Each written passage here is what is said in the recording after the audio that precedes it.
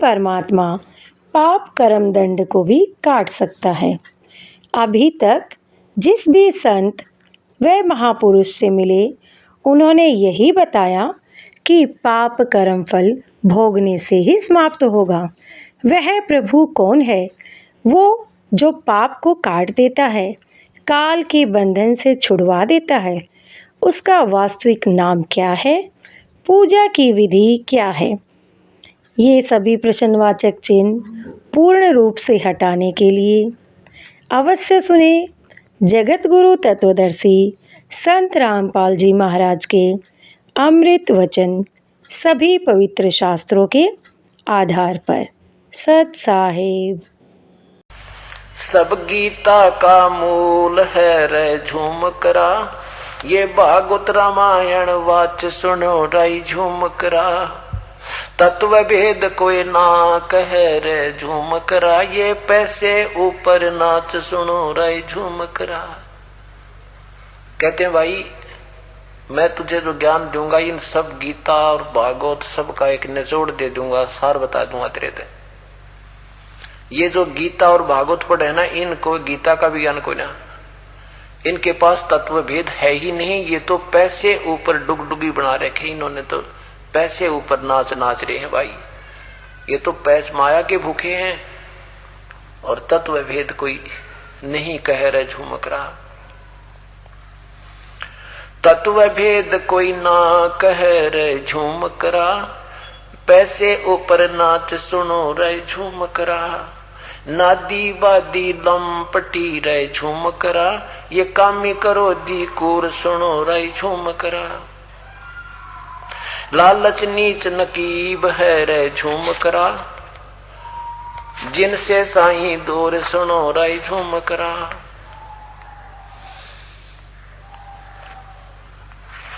अब क्या बताते हैं?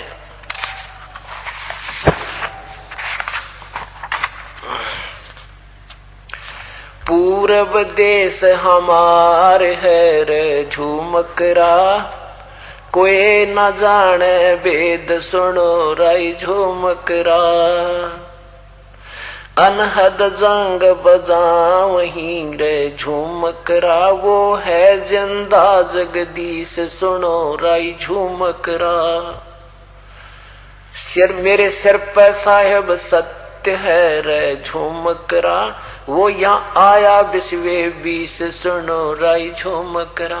कि मुझे वो मिला परमात्मा साकार रूप में, और वो परमात्मा पूर्ण ब्रह्म है, सारी सृष्टि का रचनहार है।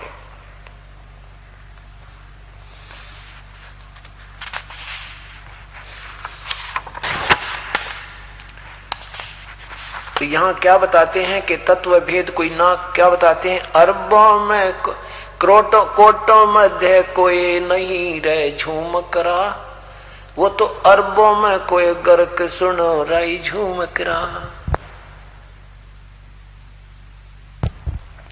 आदरणीय गरीबदास साहिब जी उस प्यारी आत्मा को समझा रहे हैं कि इस ज्ञान के जानने वाला करोड़ संतों में तो तुझे मिलेगा नहीं, ये तो कोई अरबों में गर्क में साधु बिरले छूटे।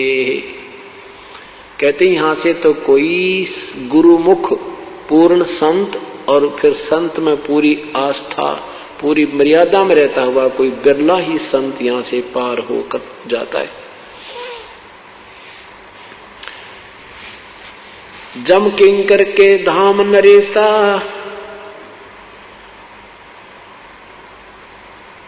जम किंकर के धाम नरेसा, सट दर्शन के बंधे केसा। विष्णुपुरी लुटी विद भारी, जहाँ चंदा बदनी कामनी नारी। भोग विलास करें जहाँ प्राणी ही बोर परत हैं चारों खानी। कहते इन ब्रह्मा विष्णु महेश के लोकों में और इस स्वर्ग आदि में ब्रह्म लोक आदि में, वहां पर भी यही जो यहाँ सांसारिक व्यवहार है ज्यों का त्यों वहां है, लेकिन उनमें और हमारे शरीर में अंतर है।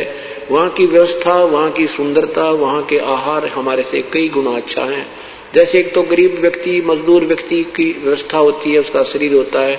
एक अच्छे साहूकार सेठ बड़े अधिकारी की व्यवस्था होती है, उसका शरीर भी अच्छा होता है, उसका खान पान उनका घूमन फिरन की, कोठी भी अच्छी हो, इतना अंतर कहते हैं यहाँ के और वहां के में स्वर्ग में है। लेकिन वहां भी क्या कहते हैं, भोग विलास करे जहां प्राणी ही भोर परत है चारों खानी। वहां अपना कर्म भोग कर वो भी फिर वापस 84 लाख योनियों में आ जाते हैं। शिव पर लुटे कुटे बहु भांति ही जम किंकर तोड़त है छाती।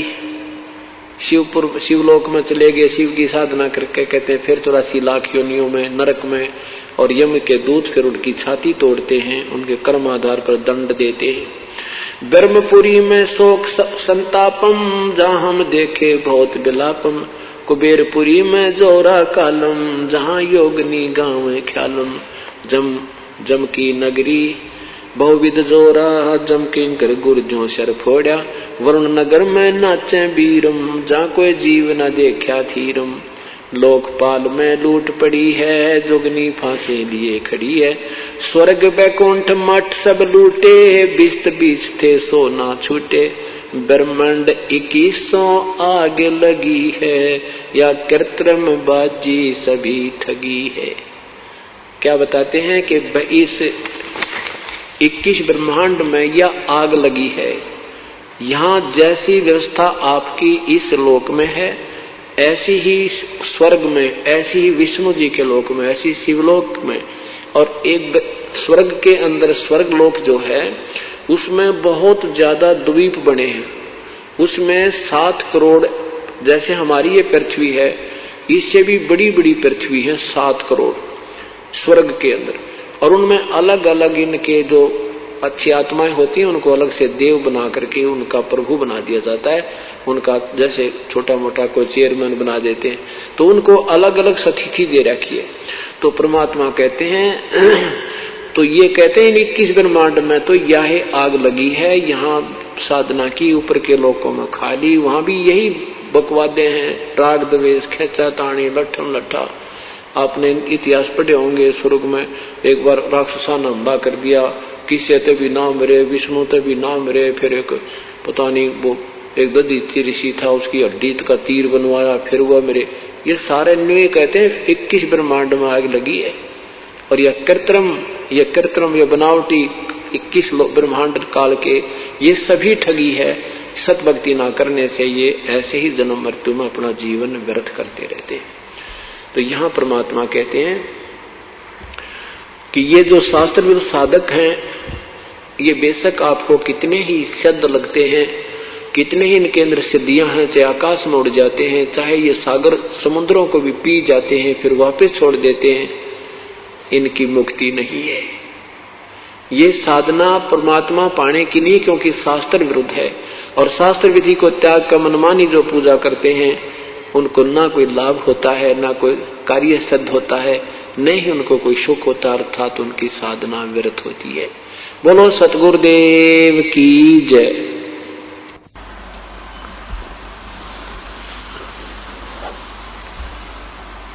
सभी पुण्यात्मा परमेश्वर की महिमा कल से सुन रहे हैं। कल के शाम के सत्संग में आपने सुना था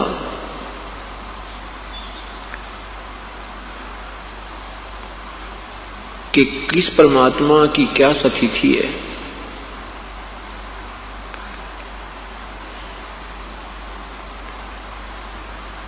अब उस परमेश्वर के पाने की विधि क्या है।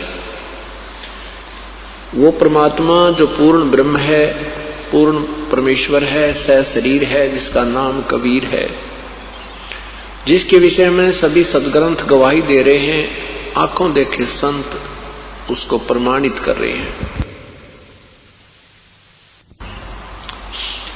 उसके पाने की विधि कैसी है, कौन सा वो मंत्र है जिससे परमात्मा प्राप्त किया जा सकता है, जीवन मरण पूर्ण रूप से समाप्त किया जा सकता है।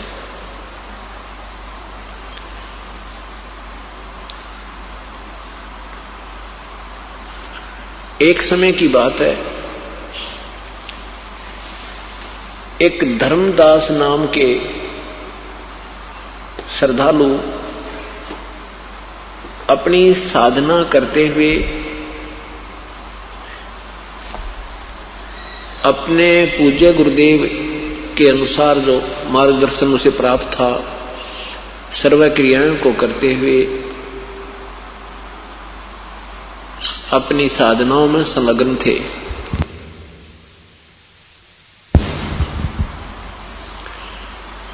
पवित्र हिंदू धर्म में जन्म होने के कारण सेठ धर्मदास जी श्री ब्रह्मा जी, श्री विष्णु तथा श्री शिव जी के गुणगान किया करते थे। ब्रह्मा तथा विष्णु तथा शिव जी की पूजा विशेष किया करते थे। हरे राम हरे कृष्ण, ओम नमः शिवाय, ओम नमो भागवते वासुदेवाय, ओम आदि मंत्रों का भी जाप करते थे। हरे राम हरे कृष्ण आदि भी जाप करते थे। विष्णु पुराण का पाठ करते थे। गीता जी का नित्य अध्ययन करते थे, स्वाध्याय करते थे। एकादशी का व्रत करते थे। गुरुदेव के बताए अनुसार 68 तीर्थों पर भी भ्रमण के लिए वो घूम रहे थे।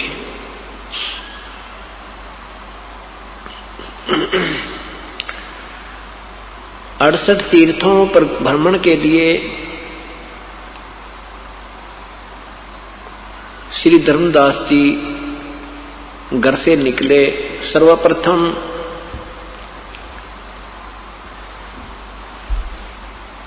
मथुरा में पहुंचे। मथुरा में जिस तालाब में, जिस जोहड़ में भगवान श्री कृष्ण स्नान किया करते थे, वहां जाकर के ये माना जाता है कि यहां स्नान करने से जीव का कल्याण होता है। उसके बाद फिर वृंदावन जाते हैं। वृंदावन के अंदर गोवर्धन की फेरी देते हैं, गिरिराज की फेरी देते हैं।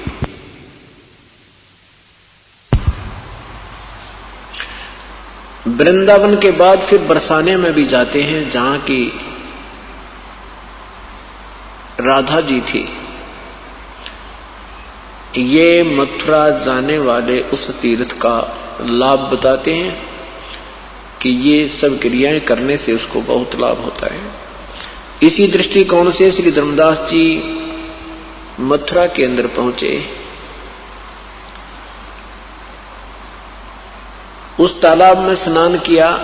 स्नान करके बाहर कुछ स्थान को गाय के गोबर और मिट्टी मिलाकर के स्वच्छ किया, उसको लीपा, प्लस्तर किया, मड प्लस्तर किया।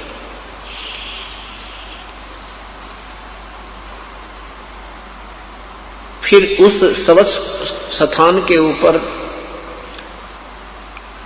भगवान का एक चित्र रखा, जिसको शालग्राम कहते हैं। श्री कृष्ण जी का एक चित्र, उसको जैसे पीतल का, उसको नहाया, पूरे उस तालाब से के जल से स्नान कराया, उस चित्र को, तस्वीर को। उसके बाद उसको स्वच्छ कपड़े पहनाए, तिलक मुकुट रख के तिलक लगाया, सब कंठी माला डाल करके उसकी स्तुति धूप दीप किया। उसके बाद गीता जी का पाठ करने लगे। उसी समय पूर्ण परमात्मा, पूर्ण ब्रह्म, सतपुरुष कबीर देव, कबीर परमेश्वर एक जिंदा महात्मा का रूप बना के वहीं पर उपस्थित हुए। जिंदा महात्मा कौन होते हैं? मुसलमान धर्म के अंदर एक विशेष वेशभूषा होती है। काला एक कोट होता है, काला ओवरकोट, जो घुटनों से भी नीचे तक का होता है, उसको चोगा भी बोलते हैं। वो काला एक कोट पहने हुए और सिर पर काला टोप पहने हुए, लंबे से चोटे का, ऐसी वेशभूषा वाले साधक को जिंदा महात्मा बोलते हैं। जिंदा महात्मा की वेशभूषा में परमेश्वर धर्मदास जी जो अपनी साधना कर रहे थे उससे कुछ दूरी पर विराजमान हो गए, बैठ गए। धर्मदास जी ने देखा कि एक साधु आपकी क्रिया को बड़े गौर से देख रहे हैं। ऊंची आवाज में गीता जी का पाठ करने लगे।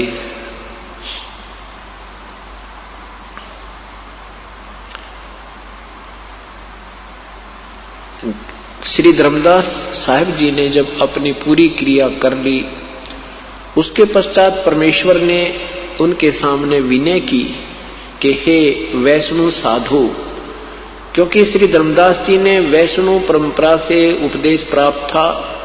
श्री रूपदास जी उनके गुरुदेव थे।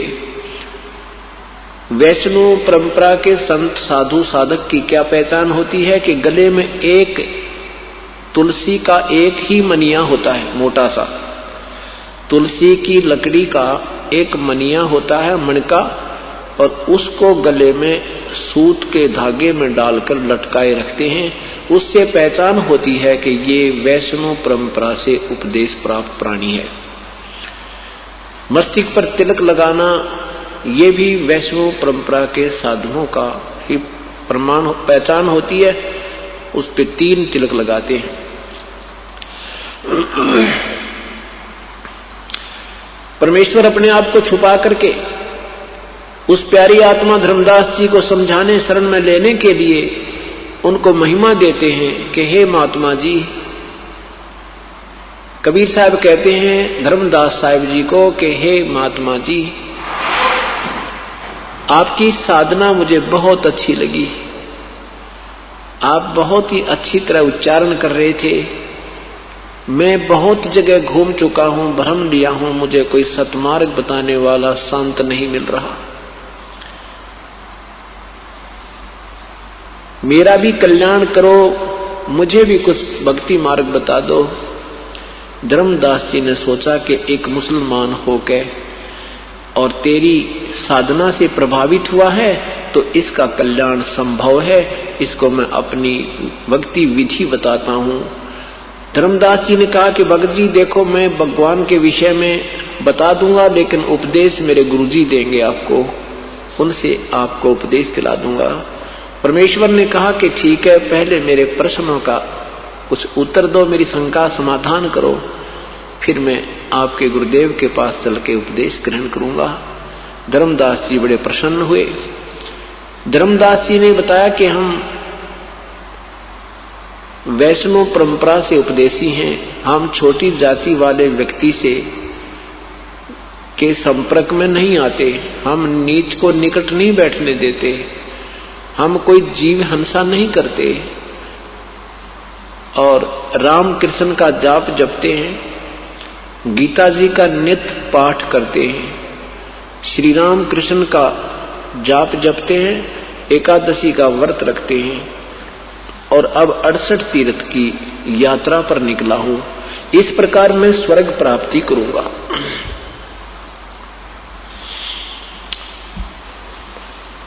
परमेश्वर ने कहा ठीक है महात्मा जी, मैं कुछ शंका समाधान के लिए प्रश्न करना चाहता हूं। धर्मदास जी ने कहा शौक से कीजिए, शंका समाधान नहीं होगा तो आप कैसे भक्ति कर पाओगे। परमेश्वर ने कहा आपने कहा कि मैं स्वर्ग जाऊंगा, इस तरह इस विधि से मैं स्वर्ग प्राप्ति करूंगा। आप स्वर्ग के अंदर कितने दिन रहोगे संत जी? सुना है कि स्वर्ग भी एक समय विनाश में आता है।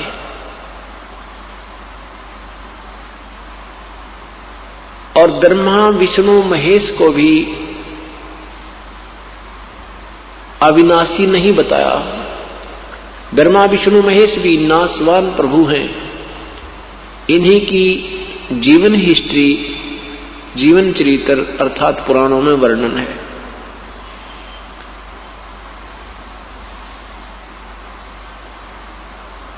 अब धर्मदास जी इस बात को सुनकर बड़ा दुखी होता है कि ये ऊटपटांग बातें करने लगा। फिर भी सोचा कि प्रसन्न किया है तो उत्तर दूंगा ही।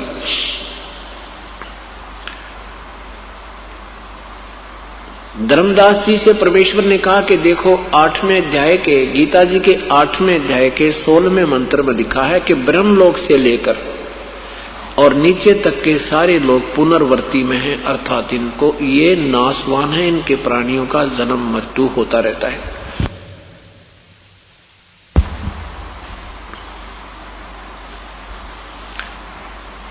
अब धर्मदास जी नित्य पाठ करते थे, परंतु गीता जी को इतनी गहराई से नहीं सोचते थे।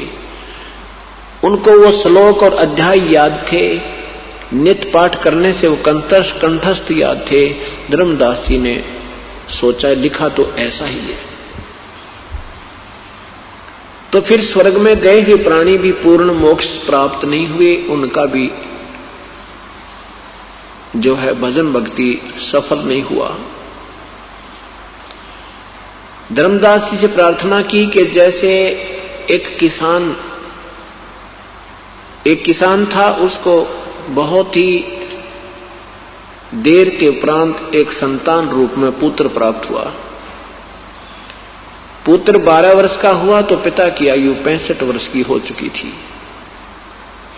किसान ने सोचा कि मैं वृद्ध हो चुका हूं, ना जाने कब यहां से जाने का समय आ जाए, मेरा पुत्र अभी बच्चा है, इसके लिए मैं अपने इस कृषि के अनुभव को लिख देता हूं और बच्चे को कह देता हूं, बेटा जब भी तू किसी वस्तु के में किसी भी क्रिया में, किसी फसल के बीजने में अगर तू दिक्कत महसूस करे तो मेरे द्वारा लिखे हुए इस अनुभव का सहयोग लेना और इसको पढ़ लेना।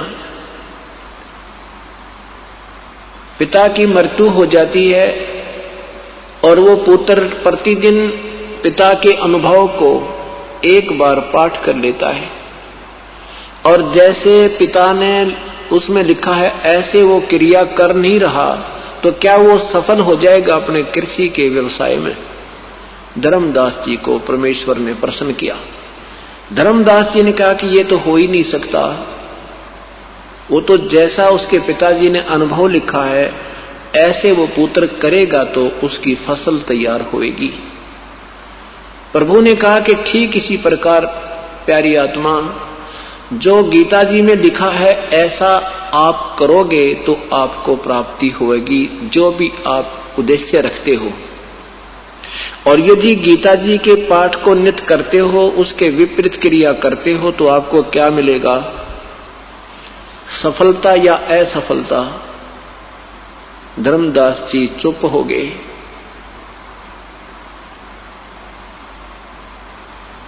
परमेश्वर ने कहा कि गीता जी के 6 अध्याय के 16वें श्लोक में लिखा है कि अर्जुन ये योग साधना तो न तो अधिक खाने वाले की, न बिल्कुल ना खाने वाले की, न ही ज्यादा जागने वाले की, न ही अधिक सोने वाले की, और न ही एकांत स्थान पर बैठकर साधना करने वाले की कभी सफल नहीं होती।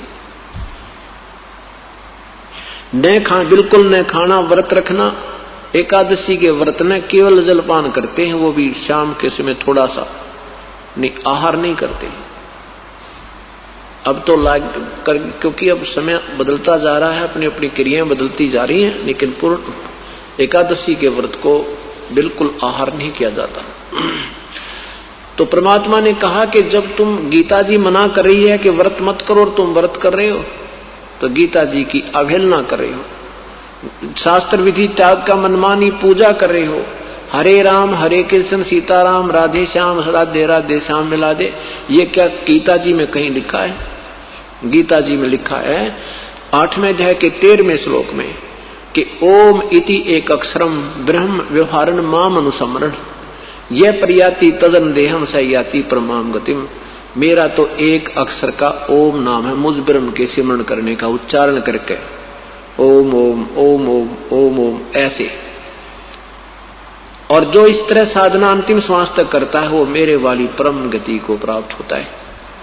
ये हरे राम राधे कृष्ण सीताराम ओम नमः शिवाय ओम नमो भगवते वासुदेव, ये मंत्र मनमुखी है, मनमानी साधना, मनमाना आचरण है।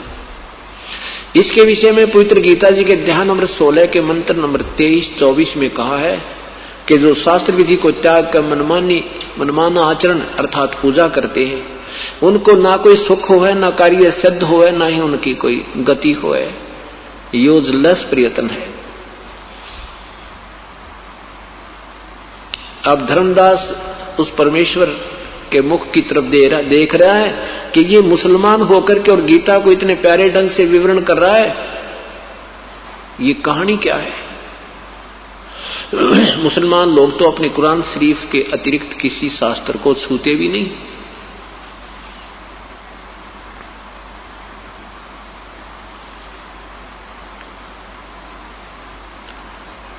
अब इस सब प्रश्नों का उत्तर नहीं दे पा रहा है और अंत में क्षुब्ध हो जाता है। दुखी होकर के धर्मदास सोचता है कि मुसलमान है, इसने कहीं से सुन लिया होगा किसी से और हमारे हिंदू धर्म की ये बेइज्जती करना चाहता है। इस बात से दुखी होकर, क्रोधित होकर धर्मदास ने कहा कि जिंदा जबान संभाल कर बात करना। आप मेरे गुरु बनना चाहते हैं या मेरे से कुछ प्रश्न ज्ञान प्राप्त करना चाहते? इतना जब उन्होंने कहा तो परमात्मा अंतर ध्यान हो गए, अदृश्य हो गए, उसके सामने से एकदम गायब हो गए। अब धर्मदास जी भयभीत हो गए कि ये तो कोई देव पुरुष था, ये कोई सिद्ध महात्मा थे और प्रश्न जो कर रहे थे वो बिल्कुल कांटे के थे। अपनी नादानी और नालायकी पर पश्चाताप करते हैं कि ऐसे महापुरुष के साथ मैंने ऐसा बद व्यवहार नहीं करना था, दुर्व्यवहार नहीं करना चाहिए था।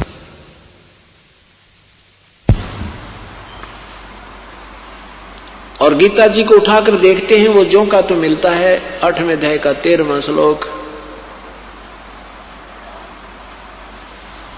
और कोई मंत्र नहीं मेरे जाप करने का, ऐसा गीता जी में ठोक के प्रमाण दिया है।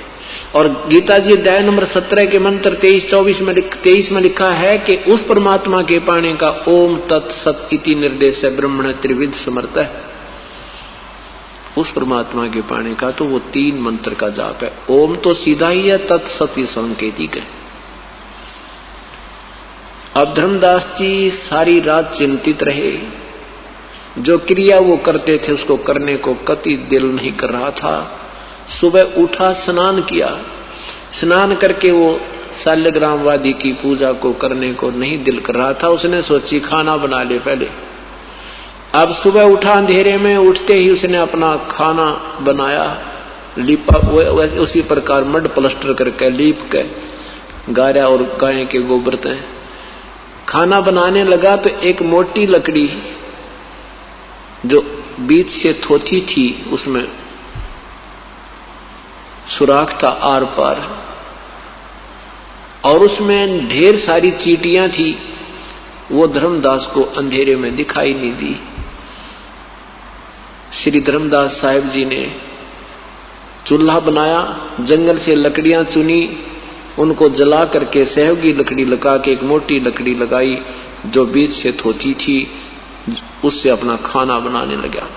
अब वो लकड़ी जलती जलती जब निकट आई, तब तक कुछ अंधेरा सा छट गया था, चांदना सा रोशनी हो गई थी, और जलती जलती लकड़ी चूल्हे के पास आ गई थी। धर्मदास जी की दृष्टि पड़ी तो क्या देखा कि चींटियां अपने अंडे मुंह में लेकर और कुछ वैसे उस लकड़ी के अंदर से बाहर निकलने का प्रयत्न कर रही हैं, और लकड़ी के बाहर एंड पॉइंट पर, अंतिम हिस्से पर एक तरल पदार्थ उबल रहा था। उबल रहा होता है, वो उबल रहा था, उसमें से चींटियां बाहर निकलने की चेष्टा कर रही थी। जल जल कर उस पर गिर गिर कर चटक चटक होकर के वो जल रही थी, कुछ अंदर अग्नि से जल रही थी। ऐसे करोड़ों चींटियों की हत्या देखकर, हिंसा देखकर धर्मदास कांपने लगे, क्योंकि साधु आत्मा ही प्रभु पाने का प्रयत्न किया करती हैं, उनको साध संगत कहते हैं। तो वो साध आत्मा थी, परमात्मा ऐसी सुबह सुबह इतनी हिंसा देख करके वो सारा कांप गया, शेष लकड़ी पर तुरंत पानी डाल दिया, जितना भोजन बन गया था सो बन गया था, फिर भोजन नहीं बनाया। अपने आप में सोचने लगा, देख मैंने आज कितना पाप कर दिया, हे भगवान मैं तो महादोषी आत्मा हो गया, आज इस अपराध को कैसे विनाश किया जाएगा। आप पे निष्कर्ष निकाला कि आज मैं निराहार रहूंगा और इस भोजन को किसी साधु संत को खिला दूंगा, मैं आहार नहीं करूंगा, मैं पाप मुक्त हो जाऊंगा।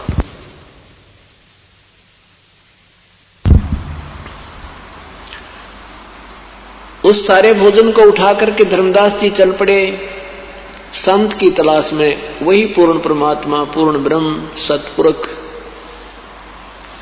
एक साधु भेष बनाकर, जैसे हम साधु मानते हैं। हमारी जो दृष्टिकोण बना हुआ है कि लाल कपड़े हो, भगवा बाणा हो, गले में एक माला हो, माथे पर तिलक हो, जटा बड़ी हो या मूड मुड़ा रखा हो या कोई ऐसी क्रिया हो तो हम उसको संत मानते हैं। ये हमारा दृष्टिकोण है, लेकिन परमात्मा के लिए ये दृष्टिकोण नहीं है।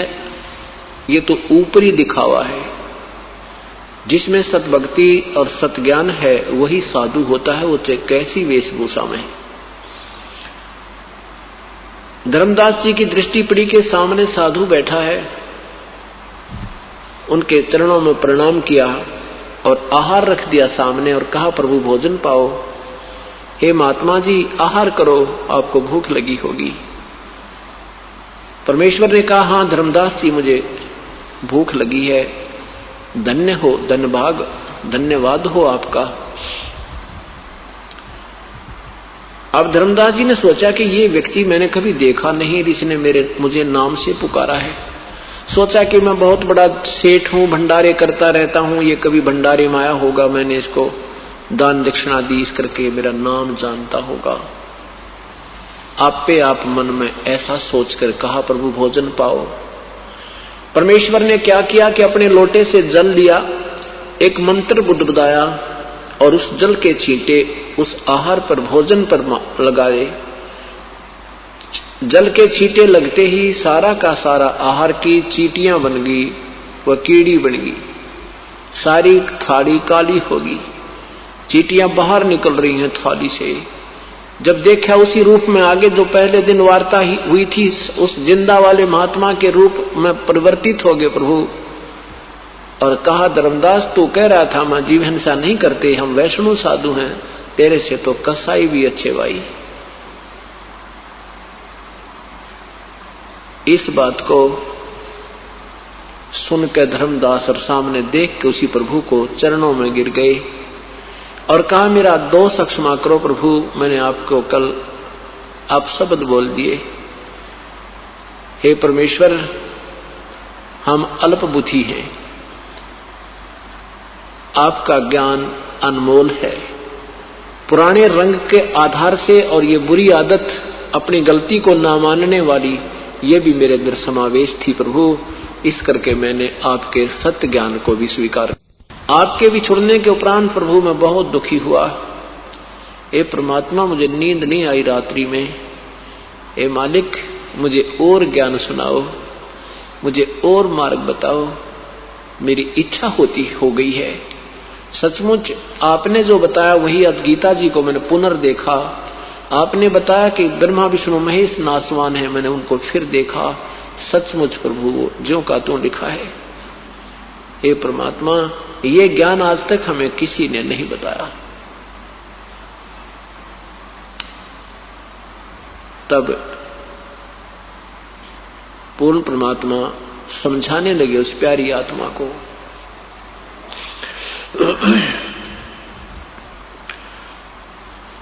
अब सर्वज्ञान समझा करके परमात्मा उन्हें सृष्टि रचना सुनाने लगे।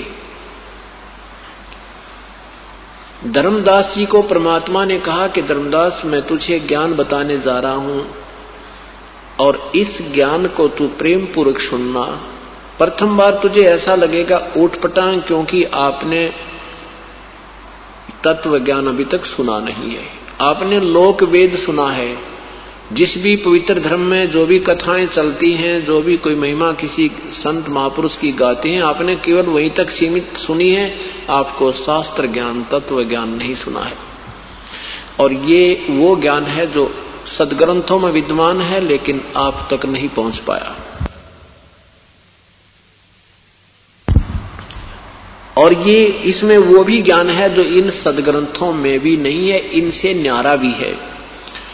कुछ ये ज्ञान अपने आप के सदग्रंथों में है और कुछ इससे बाहर का है। वो ज्ञान मैं बताने आया हूं, उस पूर्ण परमात्मा का। क्या बताते हैं कि आपने गीता अध्याय नंबर 4 के मंत्र नंबर 5 में पढ़ा होगा। गीता बोलने वाला प्रभु कहता है कि अर्जुन, तेरे और मेरे बहुत जन्म हो लिए, तू नहीं जानता, मैं जानता हूं।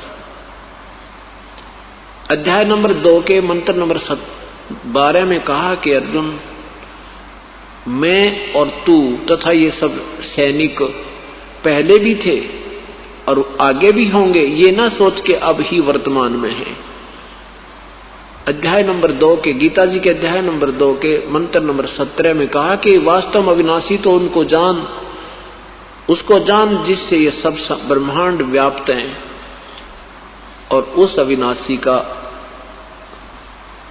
वध करने में कोई भी समर्थ नहीं है। गीता जी के अध्याय नंबर 15 मंत्र 16 और 17 में लिखा है, 2 प्रभु हैं, एक क्षर पुरुष ये ब्रह्म है, अक्षर पुरुष ये परब्रह्म है। इन दोनों से न्यारा एक अविनाशी प्रभु इन दोनों से भी भिन्न है, और वही वास्तव अविनाशी परमात्मा परमेश्वर कहा जाता है। उस परमेश्वर के विषय में ना गीता बोलने वाला प्रभु जानता है, ना वेद बोलने वाला प्रभु जानता है। अन्य ऋषि और महर्षि तो कहां जानेंगे, जब ब्रह्मा विष्णु महेश भी नहीं जानते। उस प्रभु के बारे में गीता जी के अध्याय नंबर 4 के मंत्र नंबर 34 में कहा कि अर्जुन, उस तत्व ज्ञान को, परमात्म तत्व को, पूर्ण परमात्मा के बारे में विषय में जो वास्तविक ज्ञान है, उस तत्व ज्ञान को किसी तत्वदर्शी संतों के पास जाकर उनसे सुन, उनको विनय पूर्वक प्रार्थना कर, फिर वो पुण्यात्मा, वो महापुरुष तुझे जैसा मार्गदर्शन करें ऐसे तू साधना कीजिए। जो आज तक किसी को ज्ञान नहीं है, ये वो ज्ञान आज मैं बताने आया हूं।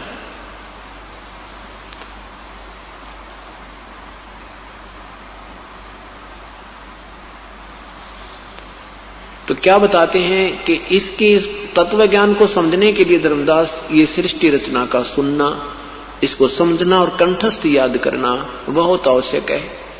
और ये जो ज्ञान मैं तुझे बताऊंगा, ये जन जन को समझाना, इस ज्ञान से सबकी बुद्धि ठीक होगी, समझ में आएगी और अपने मूल मालिक को वो पहचान पाएंगे।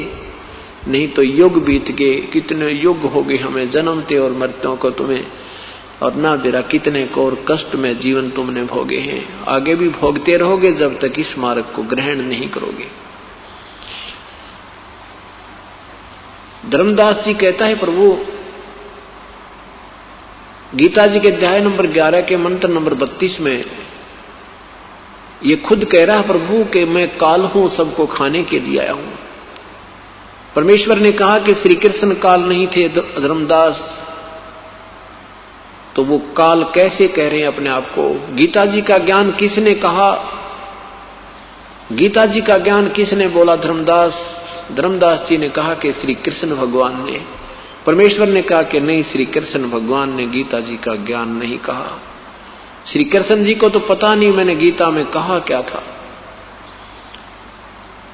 महाभारत द्वितीय भाग पृष्ठ नंबर 667 नए में और पृष्ठ नंबर 1531 पुराने में लिखा है कि महाभारत के उपरांत भगवान श्री कृष्ण राजा युधिष्ठिर को गद्दी सौंप के इंद्रप्रस्थ की राजगद्दी पर बैठा करके कुछ दिन के उपरांत द्वारका जाने की तैयारी की। सभी ने मिलकर प्रार्थना की कि हे भगवान, हमें एक सत्संग सुना कर जाओ ताकि हम आपके उपदेशों के आधार पर अपना जीवन भी सफल करें और कोई जीवन में गलती ना कर दें। आप हमारे गुरु हो, क्योंकि भगवान श्री कृष्ण पांडव और यादव के धार्मिक गुरु थे। भगवान श्री कृष्ण ने वो स्थान और समय निहित कर दिया। निश्चित स्थान पर सत्संग प्रारंभ होना था। उससे पूर्व अर्जुन और श्री कृष्ण घूम रहे हैं, श्रोतागण आकर के बैठ रहे हैं, अपना अपना स्थान ग्रहण कर रहे हैं। तब अर्जुन ने कहा कि प्रभु वही गीता जी का ज्ञान हमें फिर सुनाना जो आपने मुझे युद्ध के दौरान सुनाया था, मैं भूल गया बुद्धि दोष के कारण। भगवान श्री कृष्ण ने कहा कि अर्जुन तू बड़ा बुद्धिहीन है, तू श्रद्धाहीन है, ऐसे अनमोल ज्ञान को तूने याद क्यों नहीं रखा। फिर स्वयं कहते हैं कि अर्जुन मैं उसको अब ज्यों का त्यों पुनर् नहीं बता सकता, मुझे याद नहीं। विचार कीजिए धर्मदास जी, परमात्मा कह रहे हैं कि वक्ता कह रहा है कि मुझे याद नहीं, और श्रोता को कह रहा है कि तूने बुद्धिहीन याद क्यों नहीं रखा। इति सिद्धम के श्री कृष्ण ने ये गीता जी का ज्ञान नहीं कहा था। गीता जी का ज्ञान किसने बोला था? काल ने बोला था। ये ज्योति निरंजन है जो ब्रह्मा विष्णु महेश का पिताजी है, इसने कसम खाई है कि मैं व्यक्त रूप में किसी के सामने अपने ओरिजिनल रूप शरीर में नहीं आऊंगा। जो गीता जी के मैं अपना विराट रूप दिखाया है वो इसका वास्तविक स्वरूप है। जो गीता ज्ञान देते समय अपना विराट रूप दिखा करके अर्जुन को कहा था कि देख ये है मेरा वास्तविक स्वरूप, ये तेरे से पहले ना किसी ने देखा और ना फिर कोई देख सकता, ना किसी वेदों में वर्णित विधि से, ना किसी जप से, ना तप से, ना क्रिया से मुझे प्राप्त नहीं कर सकता। गीता जी के 7वें अध्याय के 24वें श्लोक में लिखा है कि ये मेरा अटल नियम है कि मैं कभी किसी के सामने व्यक्त रूप में, इस मेरे वास्तविक रूप में कभी प्रकट नहीं होता। ये मेरा घटिया नियम है। और ये बुद्धिहीन लोग मुझे कृष्ण मान रहे होंगे, मैं कृष्ण नहीं हूं। मैं अपनी योग माया से छुपा रहता हूं। 7वें अध्याय के 25वें श्लोक में पवित्र गीता जी में काल कह रहा है।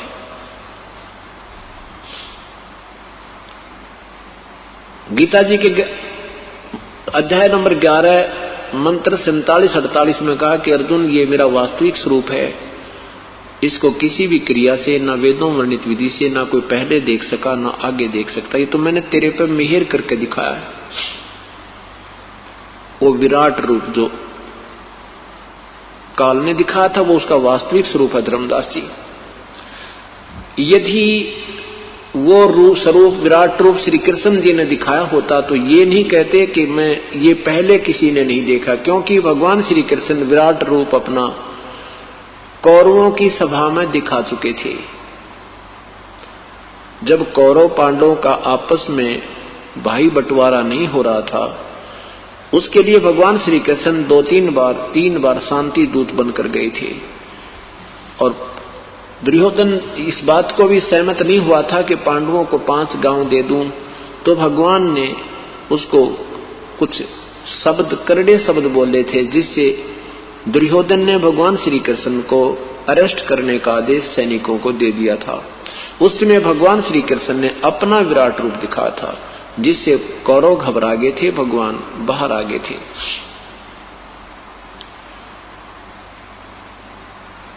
विचार कीजिए धर्मदास, ये भगवान श्री कृष्ण ने गीता जी का ज्ञान नहीं कहा। धर्मदास जी ने प्रश्न किया कि भगवान गीता जी का ज्ञान इसलिए दिया गया था कि अर्जुन अक्षत्रिय धर्म का पालन नहीं कर रहे थे। यदि श्री कृष्ण जी गीता जी का ज्ञान देकर युद्ध ना करवाते तो अक्षत्रिय हो जाते, सब नियम भंग हो जाते। भगवान परमेश्वर ने कहा, पूर्ण ब्रह्म ने कहा कि अर्जुन ऐसा भी नहीं है, श्री कृष्ण जी ये अनर्थ नहीं कराना चाहते थे। वो तो 3 बार प्रार्थना करने के लिए गए थे, कौरव और पांडवों से बहुत विनय की थी। अंत में ये भी कह दिया था कि मैं हथियार भी नहीं उठाऊंगा, एक तरफ मेरी सेना होगी, एक तरफ मैं होऊंगा, मैं हथियार नहीं उठाऊंगा, कसम खाता हूं। क्योंकि परमात्मा चाहते थे, श्री कृष्ण जी चाहते थे कि ये जुल्म ना हुए। ये तो धर्मदास काल की कलाबाजी थी भाई। जैसे मथुरा में कंस वध होने के उपरांत राजा अग्रसेन जी ने अपने दोहते श्री कृष्ण जी को मथुरा की बागडोर संभाल दी थी। भगवान श्री कृष्ण छोटी आयु के थे। एक काल्यावन नाम का एक राजा को पता लगा कि मथुरा का शासक एक बहुत ही बालक सा बैठा है और उस मथुरा को मैं हड़प लेता हूं, मथुरा को मैं प्राचीन कर देता हूं। इस उद्देश्य से 18 करोड़ सेना लेकर के श्री कृष्ण जी के ऊपर, मथुरा के ऊपर उस काल्यावन ने चढ़ाई कर दी। उससे कुछ ही दिन पूर्व नारद जी ने आकर के भगवान श्री कृष्ण को बताया था कि भगवान यहाँ एक गुफा है निकट ही, उसमें एक मुचकंद नाम का राक्षस राजा रहता है। उसके अंदर एक सिद्धि है कि वो 6 महीने सोता है, 6 महीने जागता है। जब वो जागता है तो युद्ध ही करता रहता है और सोता है तो उसको कोई उठा दे बीच में कच्ची निद्रा से, तो उसके अंदर एक सिद्धि है कि उसकी आंखों से अग्नि बाण छूटते हैं और सामने वाला का तुरंत वध हो जाता है। वो छुप कर सोया हुआ है। श्री कृष्ण जी को ये बात नारद जी के द्वारा बताई हुई याद थी।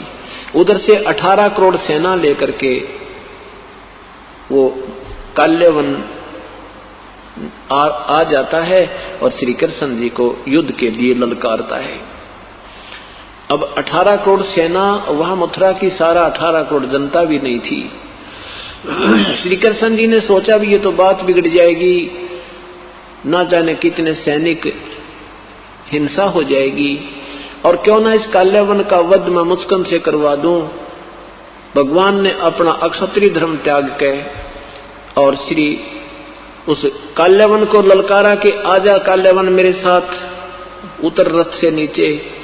अब काल्यावन नीचे उतरा तो भगवान रथ छोड़ के भाग लिया। अपना क्षत्रिय धर्म भूल गए भगवान उस विनाश को बचाने के लिए, और उस गुफा में प्रवेश कर गए जिसमें मुचकंद सोया पड़ा था। गुफा के अंदर जाकर के अपना पीतांबर, जो अपना पीला कपड़ा सा एक चद्दर साथ रखा करते थे, उस पीतांबर को मुचकंद के ऊपर उड़ा दिया, सोए हुए मुचकंद पर उड़ा दिया, और आप आगे चले गए, गुफा में गहरे चले गए। कौन? भगवान श्री कृष्ण।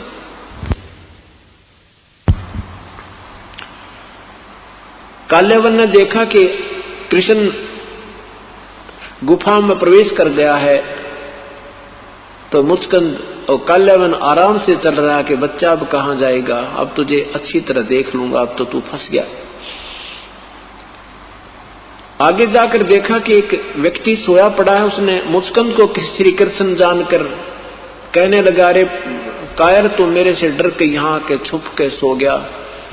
मुचकंद की टांग पकड़ के और मरोड़ दी श्री कृष्ण जान के। अब मुचकंद की निंद्रा भंग हुई, उसमें एक सिद्धि थी, आंखों से अग्निबाण छूटे और काल्यावन वहीं ढेर हो गया, मर गया। अब श्री कृष्ण जी ने पकड़ के उस मुचकंद के पैर और घसीट कर लाया, बाहर उनकी सेना के सामने पटक दिया। राजा की हार सेना की हार मानी जाती थी, राजा की मृत्यु सेना की हार मानी जाती थी। तो सभी सैनिकों ने, काल्यावन के सैनिकों ने अपने हथियार डाल दिए और अपने राजा का शव लेकर चल पड़े और कह गए कि कृष्ण जी हम फिर आएंगे, अब तुझे बख्शेंगे नहीं, अपना नया राजा नियुक्त करके। श्री कृष्ण जी ने सोचा ये तो पागल इंसान है, ये फिर आएंगे, फिर झगड़ा होगा। इसलिए विश्वकर्मा को जी को बुला करके कहा, विश्वकर्मा एक ऐसा स्थान ढूंढ ले कि उस समुद्र में जो 3 तरफ से पानी हो, समुद्र हो, एक रास्ता हो, एक द्वार हो, उस द्वारिका, एक द्वार वाली नगरी श्री विश्वकर्मा जी ने भगवान श्री कृष्ण के आदेश से तैयार कर दी। उधर से भगवान ने अपना सारा बोरिया बिस्तरा लाद के और प्रस्थान कर दिया, सारी मथुरा खाली कर दी और द्वारका में पहुंच गए। तो धर्मदास जी को भगवान कह रहे हैं कि धर्मदास विचार करो इन बातों पे। श्री कृष्ण ये विनाश कराना नहीं चाहते थे। जब स्वयं वो अपने अक्षत्रिय धर्म को छोड़ सकते हैं, क्या दूसरे को अक्षत्रिय धर्म की आड़ में विनाश करवा सकते हैं? ललकार उसको तैयार कर सकते हैं, प्रेरणा दे सकते हैं। धर्मदास सुन्न हो गया। तेरे की सचमुच हम रोज पढ़ते थे इन कथाओं को, पर ये जोड़ जुगाड़ मारे तो जुड़ा नहीं। देखो पुण्यात्माओं, जैसे किसी दुकान में सारे स्पेयर पार्ट रखे और जेन्युइन रखे, लेकिन उनको जोड़ने वाला इंजीनियर ना हो तो न गाड़ी बन सकती है, ना को इंस्ट्रूमेंट बन सकता है। अब ये अपने सदग्रंथ की कथाएं वो जेन्युइन स्पेयर पार्ट हैं, वो आज भी ज्यों के त्यों हैं और पहले भी थे। अब इन समापुरुषों ने इनका जोड़ जुगाड़ जोड़ नहीं सके, इसलिए वो तत्व ज्ञान नहीं प्राप्त हुआ। अब ये तत्व ज्ञान इसी को कहते हैं जो निष्कर्ष निकालकर और आपके सामने पेश कर दिया जाए, फिर बुद्धिजीवी समाज शीघ्र समझ जाता है। अब धर्मदास कति चुप हो गया। परमात्मा कहते हैं धर्मदास श्री कृष्ण जी के पास आकर के पशु पक्षी भी प्यार पाते थे, वो काल नहीं था। और काल तो वो था जिसके दर्शन करके अर्जुन जैसा योद्धा कांप रहा और कहता है भगवान अपने इस विराट रूप में समेट के अपने चतुर्भुज रूप में मुझे दर्शन दे दो, मैं तो बहुत घबरा गया हूं, मेरा तो हार्ट अटैक होने वाला है।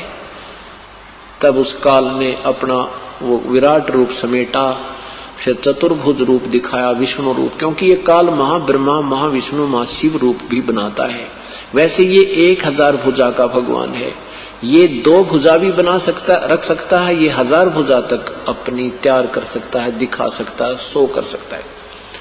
और ब्रह्मा विष्णु महेश केवल 4 भुजा ही इनके पास हैं, ये 2 भी रख सकते हैं, ये 4 भी बना सकते हैं, ये एक सिद्धि होती है। इनसे ज्यादा ये नहीं रख सकते। इनकी माताजी केवल 8 भुजा बना सकती है, 2 में भी रह सकती है, ये नियम होता है, ईश्वरीय विधान है।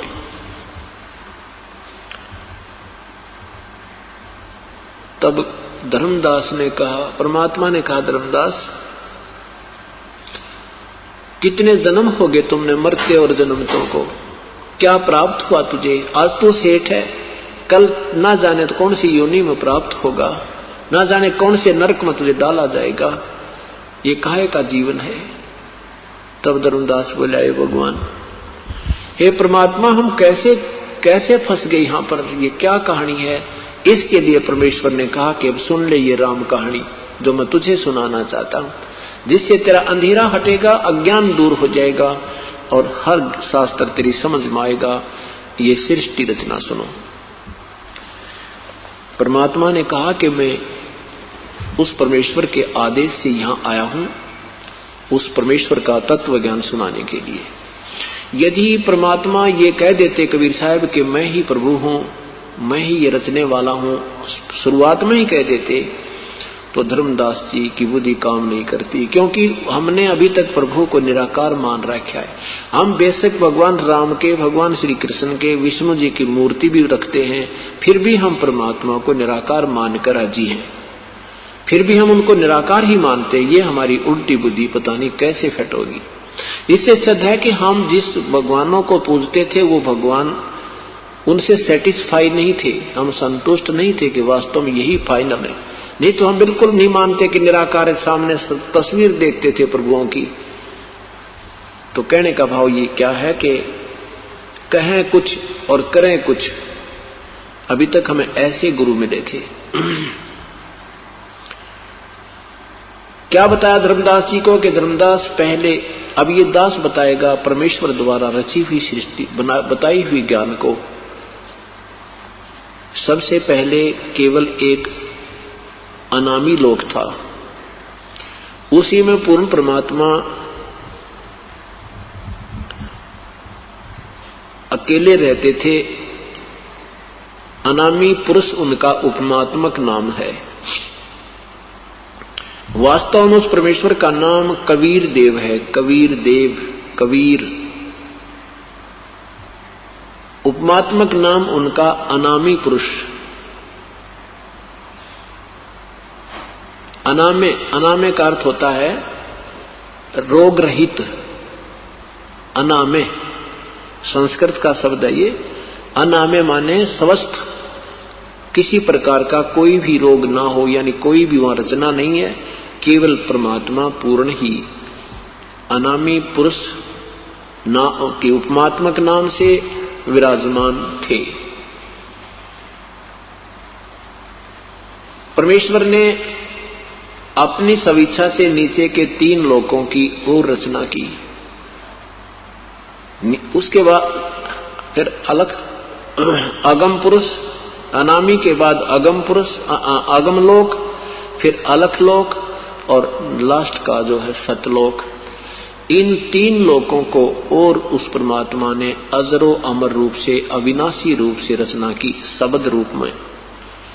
अर्थात ऊपर के 4 लोक अब वर्तमान में सतपुरुष ने ये सतलोक, अलखलोक, अगम लोक और अनामी लोक, ये चारों लोक तो बिल्कुल अविनाशी हैं, इनका कभी विनाश नहीं होगा। वहां रहने वाले प्राणियों का भी कभी नष्ट नहीं होते, कभी मृत्यु जन्म नहीं होता। उसमें प्राणी कैसे उत्पन्न आए, उसी पूर्ण परमात्मा ने अपने 3 रूप और बनाए।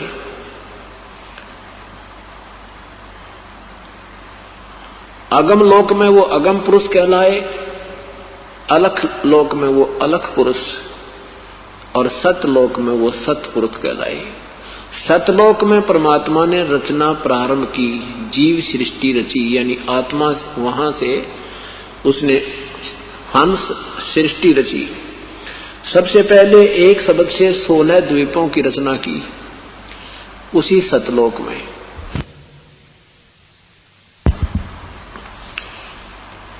फिर 16 शब्द उच्चारण किए, उसमें 16 पुत्रों की उत्पत्ति की। 16 पुत्रों को एक एक द्वीप में रहने का आदेश दिया।